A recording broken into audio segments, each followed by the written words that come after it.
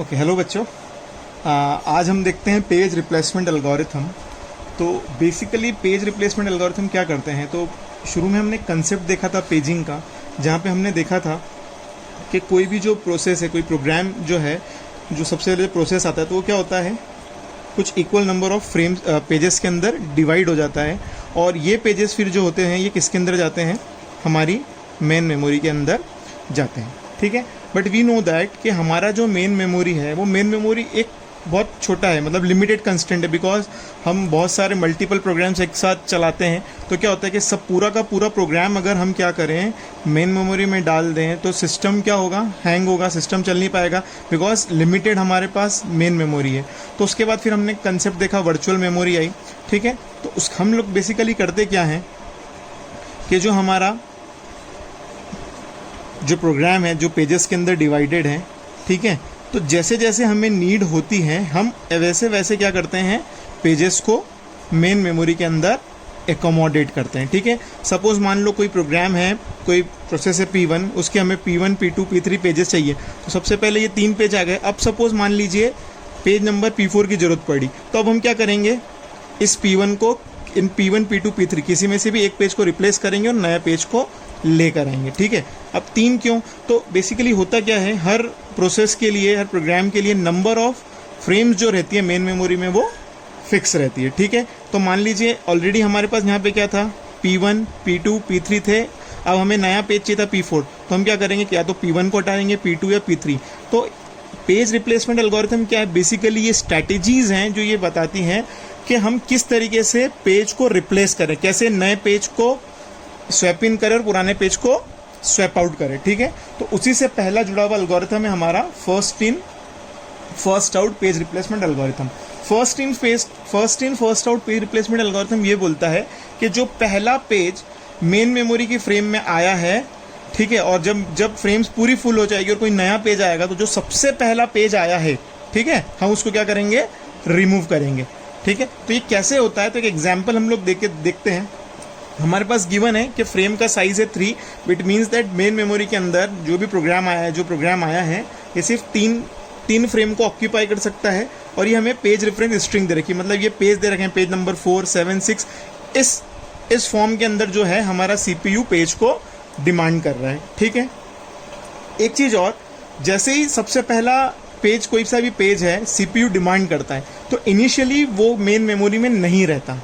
ठीक है, तो जब वो मेन मेमोरी में नहीं रहता है, जब CPU कोई पेज को मांगता है और वो पेज उस टाइम मेन मेमोरी में नहीं रहता है, तो हम उसको क्या बोलते हैं, that is called page fault. क्या बोलते हैं हम उसको, page fault. Page fault basically क्या है कि जब भी CPU कोई पेज, स्पेसिफिक पेज डिमांड कर रहा है और वो पेज उस टाइम अगर मेन मेमोरी में नहीं है, तो हम उसको क्या बोलते हैं, पेज फॉल्ट। और सेकेंड चीज होती है that is called hit. Hit मतलब मान लीजिए CPU ने कोई स्पेसिफिक पेज की डिमांड करी और वो at a time main memory में मिल गया, तो उसको हम लोग क्या बोलते हैं, हिट। ठीक है, तो एग्जाम में आपको न्यूमेरिकल ऐसा आता है, आपको पता लगाना रहता है कि आपको फ्रेम साइज दी है, एल्गोरिथम दे रखा है कि आपको FIFO algorithm, first in first out algorithm का यूज करना है, और आपको क्या पता लगाना है कि इस पर्टिकुलर स्ट्रीम के ऊपर नंबर ऑफ पेज फॉल्ट कितने आकर होंगे। ठीक है, तो ठीक है, ओके, अब हम स्टार्ट करते हैं। तो मैंने आपको इनिशियली फ्रेम 1, फ्रेम 2, फ्रेम 3 यहाँ पे लेके रखा है। अब हम काउंट करते हैं एल्गोरिथम कैसे करेगा। सबसे पहली फ्रेम डिमांड करी 4, तो अभी क्या है, हमारी इनिशियली मेन मेमोरी के अंदर फ्रेम फ्री है। तो क्या हुआ, CPU ने बोला कि भैया मुझे पेज नंबर 4 दो। क्या वो भी मेन मेमोरी में है, नहीं है। तो क्या होगा, अब हमारा एल्गोरिथम चालू करेगा और क्या करेगा, पेज को लेकर आएगा। बट क्या 4 हमें यहाँ पर मिला, नहीं मिला। तो क्या होगा, सबसे पहला पेज फॉल्ट। तो मैं उसको किससे बता रहा हूँ कि हमारा एक पेज फॉल्ट हुआ, बिकॉज जो पेज नंबर हमने डिमांड किया था वो पेज नहीं है, तो हमारा एक पेज फॉल्ट हुआ। ठीक है, ओके, पेज फॉल्ट हुआ, प्रोसेस नंबर जो पेज नंबर 4 आ गया। ठीक है, नेक्स्ट प्रोसेसर ने डिमांड करी हमें 7 चाहिए। ठीक है, तो क्या हमारे पास 7 है, अभी नहीं है। तो फिर क्या होगा, एक और पेज, 4 तो था ही पहले, फिर आया फ्रेम में 7। क्या एक और पेज फॉल्ट हुआ, यस, एक और पेज फॉल्ट हुआ।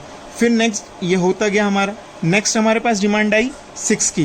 क्या 6 अभी है हमारे पास, नहीं है। तो क्या होगा, एक और पेज फॉल्ट होगा और हम 6 को लेके आएंगे। ठीक है, अब तीनों फ्रेम ऑक्यूपाई हो चुकी है।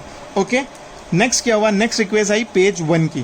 तो देखेंगे क्या 1 नंबर का पेज अवेलेबल है, नहीं है। अब बात आती है इन फ्रेम में से किस पेज को रिप्लेस करें, क्यों, और यही काम है हमारे पेज रिप्लेसमेंट एल्गोरिथम का।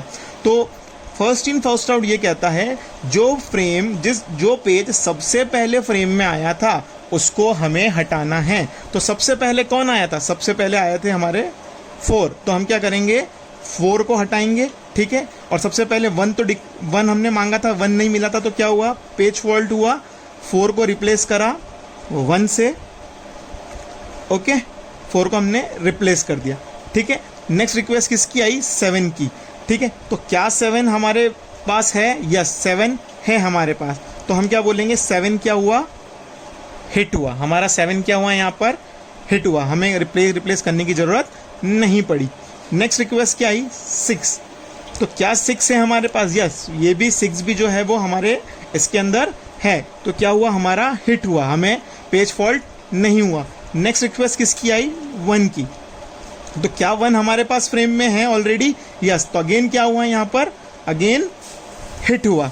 ठीक है, नेक्स्ट रिक्वेस्ट किसकी आई अब हमारे पास, 2 की। तो क्या 2 है, नहीं है। तो सबसे पहले क्या होगा, ये तो पेज फॉल्ट हुआ। अब 2 को रिप्लेस करना है, तो 2 को रिप्लेस किससे करें, तो सबसे पहले हमने 4 हटाया था, 4 के बाद कौन आया था, 7। तो अब हम किसको हटाएंगे, 7 को हटाएंगे, और 7 की जगह किसको लेकर आएंगे, 2 को लेके आएंगे।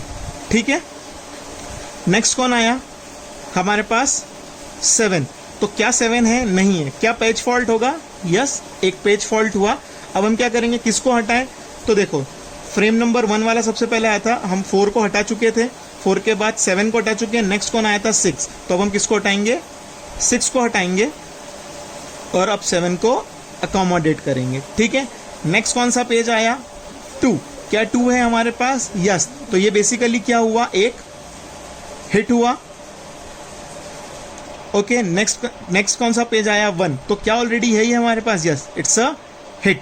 तो 7 to 1 इस तरीके से हमने क्या करा, जो सीपीयू की जो रिक्वेस्ट थी उसको फुलफिल करा, और क्या करा हमने, पेज फॉल्ट और हिट निकाले। अब नंबर ऑफ पेज फॉल्ट कितने हुए, तो number of page fault count करते हैं हम, 1 2 3 4 5 एंड 6।